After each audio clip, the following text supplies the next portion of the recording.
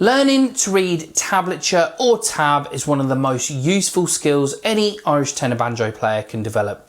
Almost every tune you'll find online or in books is written with tab, and once you understand it, you can learn new melodies incredibly quickly. In this short lesson, I'll show you exactly how to read Irish tenor banjo tabs, what the lines mean, what the numbers mean, and how it all connects with the strings and the frets. So each horizontal line in a tab represents one of the banjo strings. Because the Irish tenor banjo has 4 strings, you'll always see 4 lines. They're arranged with the highest pitched string at the top and the lowest at the bottom. So from top to bottom, we have E, A, D, and G.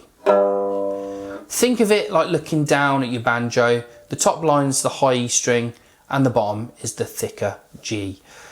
So when you see a 0 on a line, that means play that string open with no fingers on the frets. So we're going to start here on the E string with this 0, and it means play the open string, no fingers on the neck. Then we play our A string, again the 0 here, no fingers. D string, open, no fingers. And finally G, 0, no fingers. So we're just going through them one at a time. And then next up, if we have them all stacked on top of each other, that means we play them together at the same time. And that is a chord when we play multiple notes together. So let's move on. If you see a number instead of a 0, that tells you which fret to press on that string. So let's look at this example here. We have the D string, and that's a 0, so that's open, no fingers. 2nd fret on the A string, 3rd fret on the E. So there are separate notes, and if you strum them together,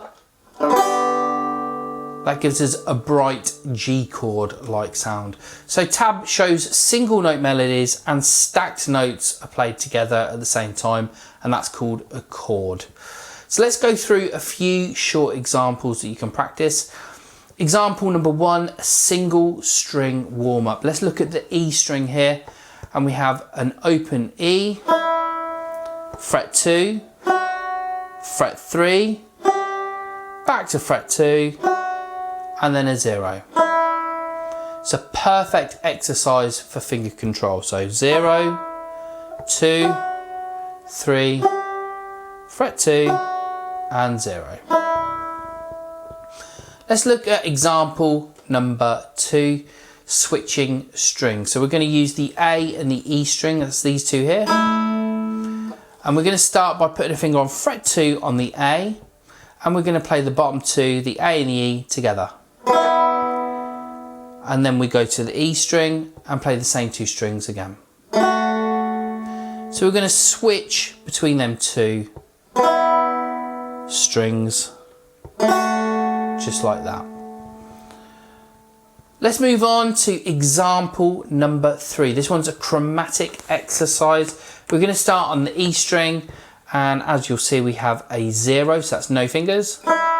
Then fret number 1, fret number 2, fret number 3, fret number 4, then the A string, 0, 1, fret 2, fret 3, fret 4, D, 0, 1, fret 2, fret 3, fret 4, and then the G, 0, fret 1, fret 2, fret 3, and then fret 4.